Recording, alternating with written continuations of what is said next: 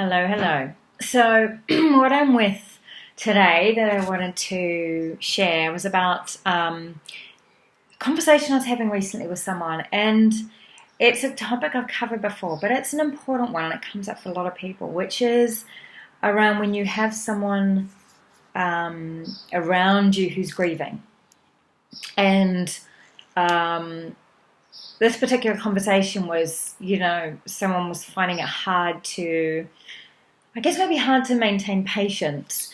And this is somebody who knows of my work and said, from an understanding where people can heal at some point, seeing somebody go through this extended grief and just kind of wanting them to be able to do something about it. And was kind of asking me, right, at what point do I mention your work, or do I just leave them to it, or, what can I do, because I know it doesn't need to be like this.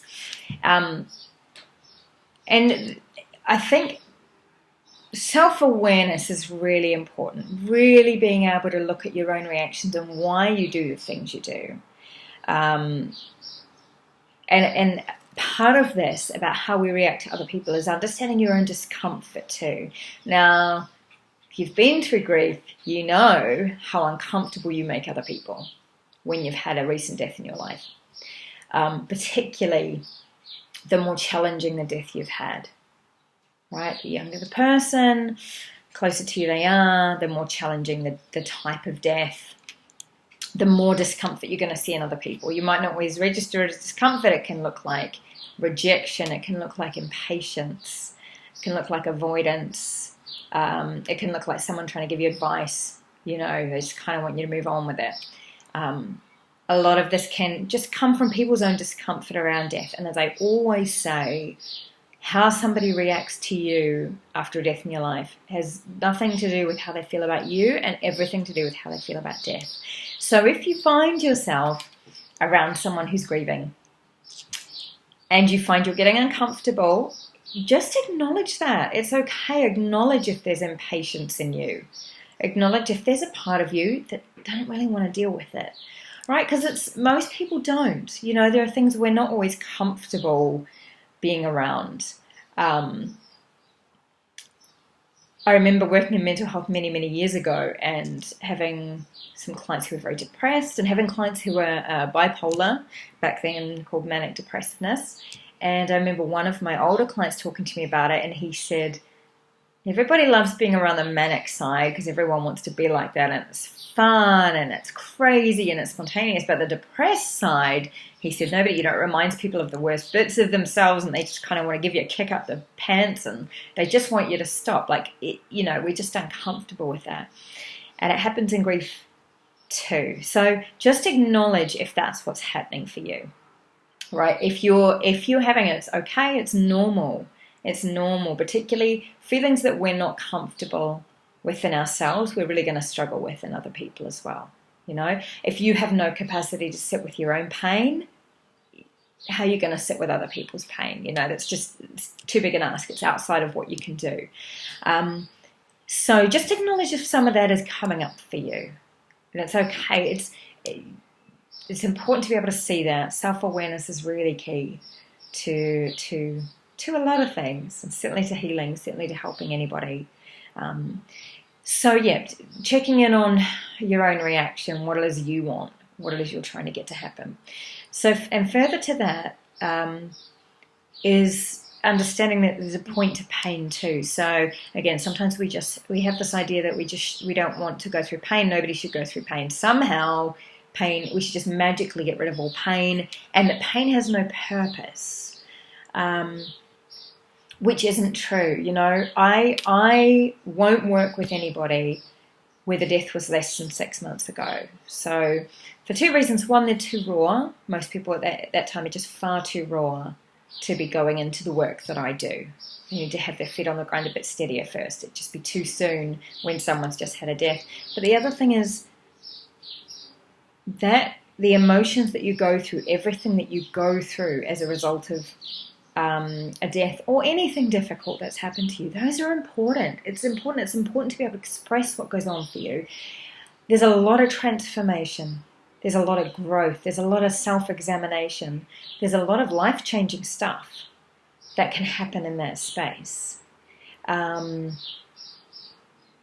I know it doesn't feel like when you're in it, but we don't typically grow through the happy times. In fact, if everything's going very well, we can get very complacent and we don't need to make any changes. But it's often, and most of us know this for ourselves, when you're at your worst is when you have to sit and look around your life. When the cracks in your life suddenly become canyons is when you have to realize problems that need dealing with. When your life takes different direction is often coming out of something difficult.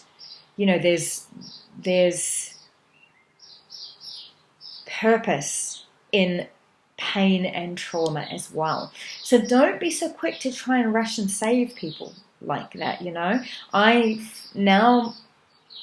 in a space very much where I want to feel whatever I feel. I want to allow my experiences to happen because, yes, the bad ones too, the negative ones, the ones that hurt me, because they grow me and change me and teach me a lot about myself and allow me to question my ideas and allow me to understand and empathize with other people better and, change the course of my life in different ways.